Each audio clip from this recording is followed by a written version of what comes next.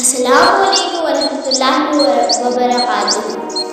معزز سامعین، جیسا کہ آپ سب جانتے ہیں کہ میں نے پچھلے موضوع میں بھی کہا تھا کہ اللہ تعالیٰ نے حضرت آدم علیہ السلام اور بی بی حوا کو ایک درخت کے پاس جانے سے منع کیا تھا، لیکن ابلیس مردود اور ملعون ہو جانے کے بعد آدم علیہ السلام کا دشمن بن چکا تھا اور موقع کی تلاش میں تھا کہ کسی بھی طرح آدم علیہ السلام کو جنت سے نکلوا دے۔ نہ جانے کس طرح آدم علیہ السلام ابلیس کی چکنی چپڑی باتوں میں آ گئے اور وہ اپنی بیوی حوا علیہ السلام کے ساتھ منع کیے ہوئے درخت کے قریب گئے۔ خطا ہوتے ہی حکم ربانی ہوا کہ شیطان کے دھوکے میں آ کر تم نے میری نافرمانی کی، لہذا اب تم زمین پر چلے جاؤ۔ اس طرح آدم علیہ السلام اور حوا علیہ السلام دونوں کو جنت سے نکال کر زمین پر اتارا گیا۔ آدم علیہ السلام چونکہ اللہ تعالیٰ کے برگزیدہ نبی اور مقرب بندے تھے، اس لیے اپنے کیے پر بہت شرمندہ ہوئے۔ اپنی غلطی کو یاد کر کے آپ علیہ السلام بہت روئے اور اللہ تعالیٰ سے معافی مانگنے لگے۔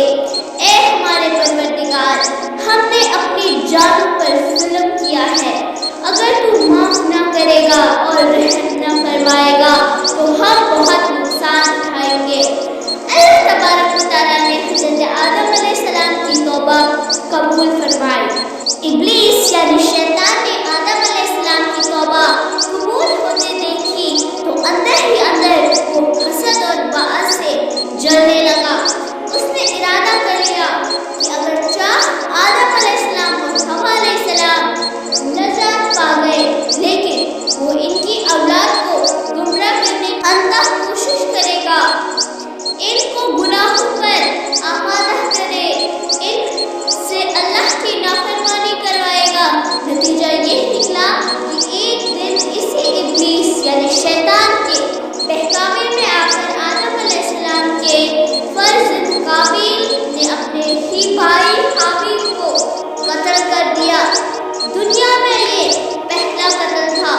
ان دونوں فرزندوں کے علاوہ اللہ تعالیٰ نے آدم علیہ السلام کو بہت ساری اولادیں دی اور ان کی نسل خوب بڑی، لیکن اللہ تعالیٰ نے چاہا کہ حضرت آدم علیہ السلام کی اولاد گمراہی اور نافرمانی سے بچے اور صحیح راستے پر چلے۔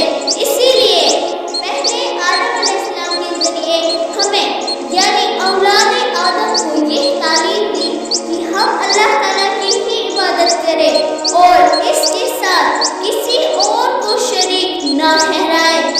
شکریہ۔